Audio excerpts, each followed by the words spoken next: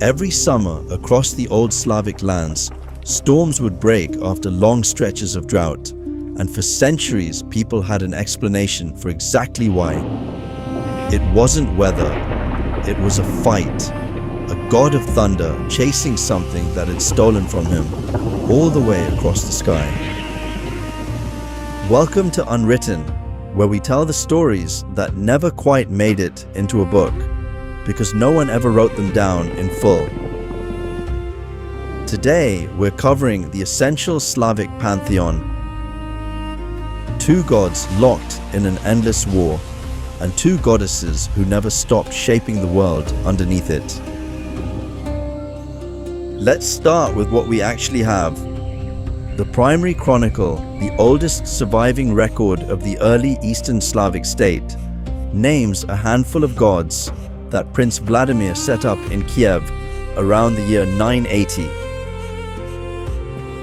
Two of them matter more than the rest, Perun and a god called Veles, also known as Veles.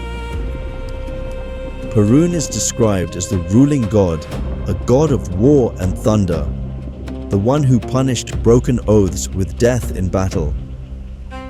Veles gets almost the opposite job. He's tied to cattle and to ordinary peasants, and if you broke an oath sworn in his name, tradition held that you'd be struck down with disease instead. One god ruled from the sky, the other ruled from the ground and beneath it. That's as far as the historical record takes us on its own. But in the 1970s, two Russian philologists, Vyacheslav Ivanov and Vladimir Toporov, went looking for something bigger. They compared surviving Slavic folk songs, proverbs, and fragments of ritual against myths from other Indo-European cultures that share the same root. And they reconstructed a myth that no single document actually preserves in full: the Battle of Perun and Veles. In it, Veles takes the form of a serpent or a dragon, coiling up out of the underworld toward the base of a great tree or a mountain where Perun rules from above. Veles steals something Perun cannot ignore. Depending on the version, it's his cattle, his wife, or his son. Then he drags it back down toward the underworld, and Perun comes after him. The chase runs across the sky. Perun rides, throws his axe, hurls thunderbolts at the fleeing serpent. Veles slithers under rocks, into hollow trees, into water, trying anything to hide. And every time he hides inside something, Perun destroys it to get to him. When Perun finally lands the blow that matters, Veles falls, and what he had stolen is released. And the rain, scholars argue, is what falls with it. Water, some reconstructions suggest, doubling as the blood or the seed of the defeated serpent, soaking back into the earth he calls home. Then, next season, he's back, and the whole thing happens again. It's not really a war with an ending. It's a description of weather before anyone had a better one. Drought is Veles hoarding water underground.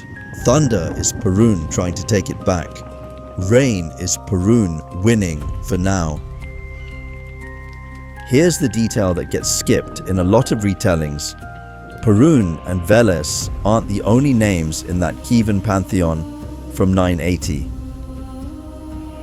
There's a third figure listed right alongside them, and she's the only goddess in that group. Her name is Mokosh.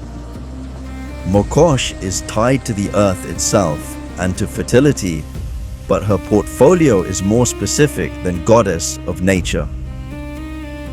She's connected to spinning, to the distaff, and thread, which is why some later folklore ties her to fate itself, spinning out the length of a person's life the way she spins wool.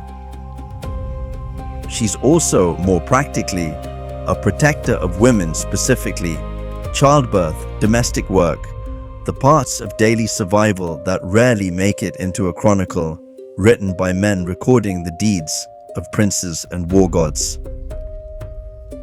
Scholars sometimes describe her through a Russian phrase that survived long after Christianity replaced her worship. Mat Sira Zemlya, moist Mother Earth. Not a distant sky power, the ground itself and everything that depends on it. And this is where it gets genuinely strange, because Mokosh may not have disappeared when official worship of the old gods ended.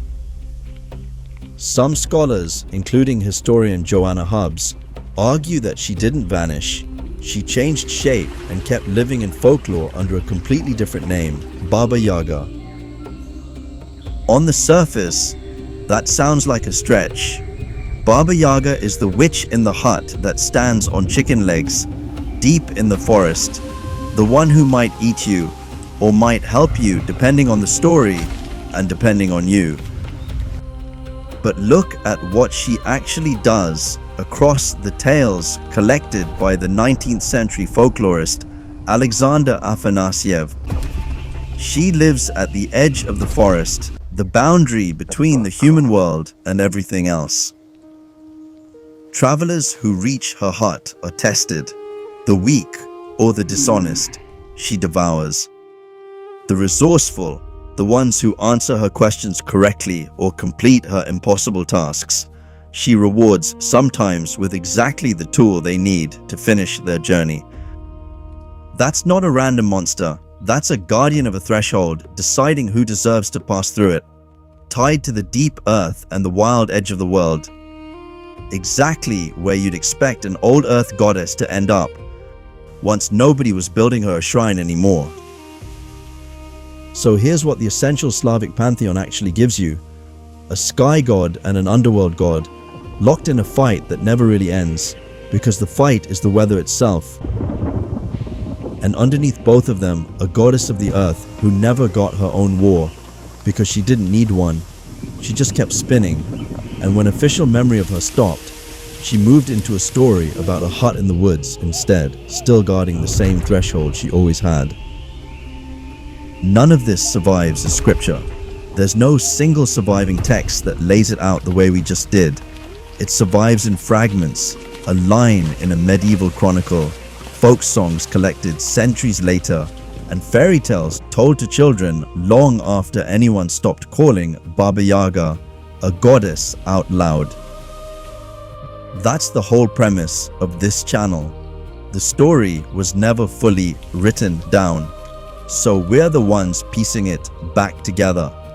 If you want the next one, we've got a Yoruba Orisha with a genuinely wild love story, and an Aztec god who tried to outrun his own sacrifice. Subscribe if you want those when they land.